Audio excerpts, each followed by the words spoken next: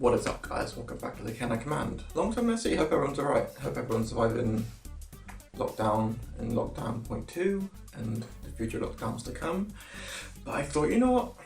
Time to make a video. Make sure you've got a beverage handy because this one's going to be a long and in-depth video.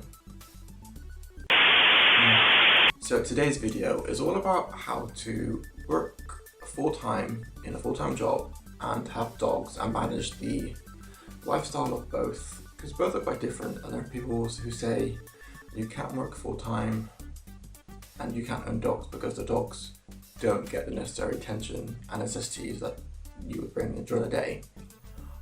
Wrong. Male. You can work full-time, you can have dogs, you just have to make the right adaptations to your life to do both. And I'm going to share my usual day.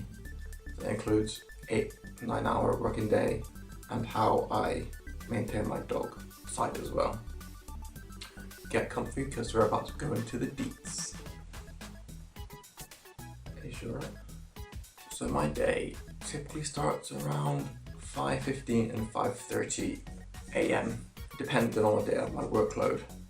I recently got a new job as a scientist at the University of Reading, so it's very much more hectic and the hours can be flexible, but I do think of the dogs before my day starts so I can adapt to my waking up schedule. But it's usually 5:15, 5:10. Now if that throws you off, it's fine, not all dogs are the same. I have 2 working active dogs, so I prefer them to have a morning walk before work, just so their endurance increases and their stamina, and they get to see the world whilst I'm in work.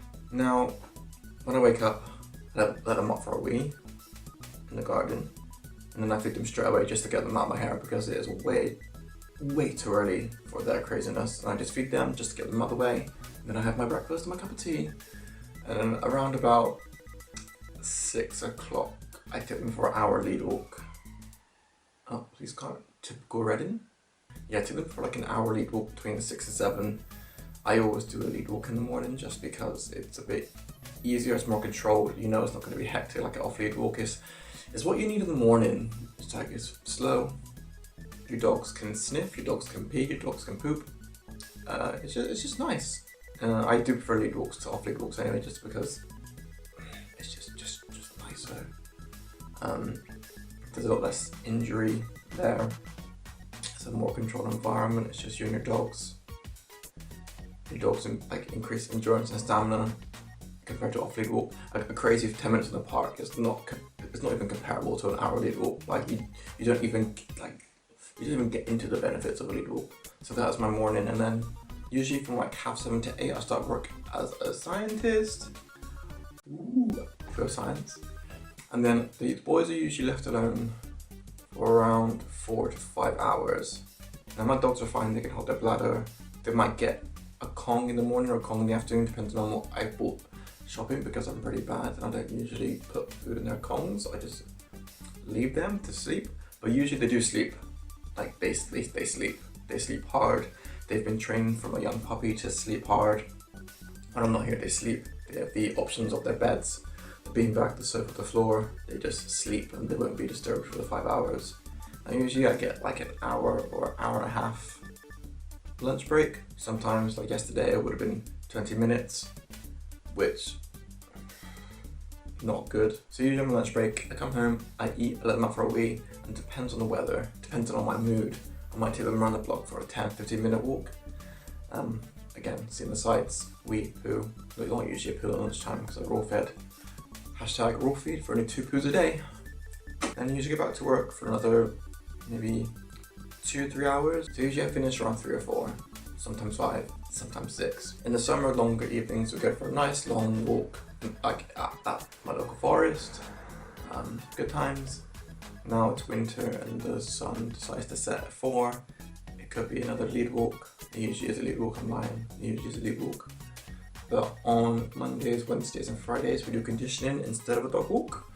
So if you don't know what dog conditioning is, it's basically a exercise regime for dogs to increase their muscles, their endurance, and they use muscles that they didn't really use for on walks.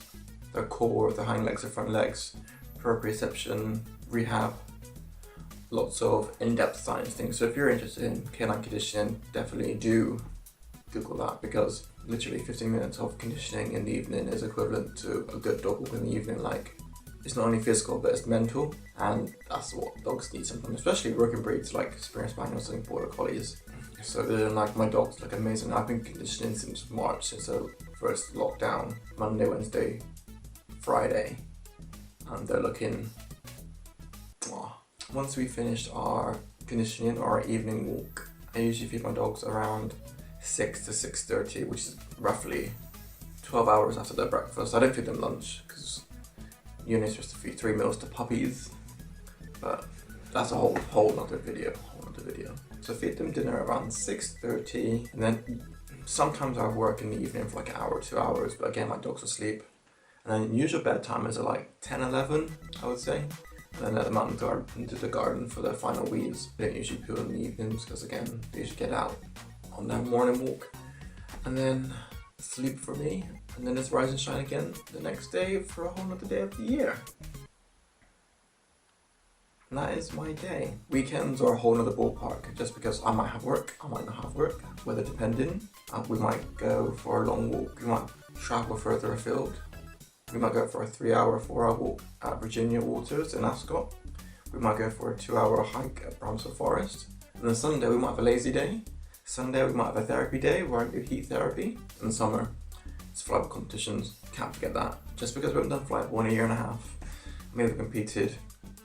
It will return in 2021. No, if you're not following my Instagram, it's all on there, my daily activities. So go follow my Instagram, at Canine Command. That's more updated. Go follow it. And that is how I work full time and maintain my dog life. I know everyone will have different working patterns. Some people might work mornings, some people might work evenings, some people might just work weekends, some people might just work part time. But I work full time during the week and part time ish on the weekend. But I do try and put my dog's priority at top priority. My dog's requirements are met every single day, and probably more than a usual pet dog owner, because mine are considered athletes. Do you mind? I'm filming. So the message of the video is, put your dog's needs first. They eat better than I do. They get walked more than I do. They sleep longer than I do. I kind of want to swap places with them. Right guys, that is a wrap. I hope you've drank your beverage, because I nearly drank my cup of tea. It's been a long, in-depth video. I hope you like this video.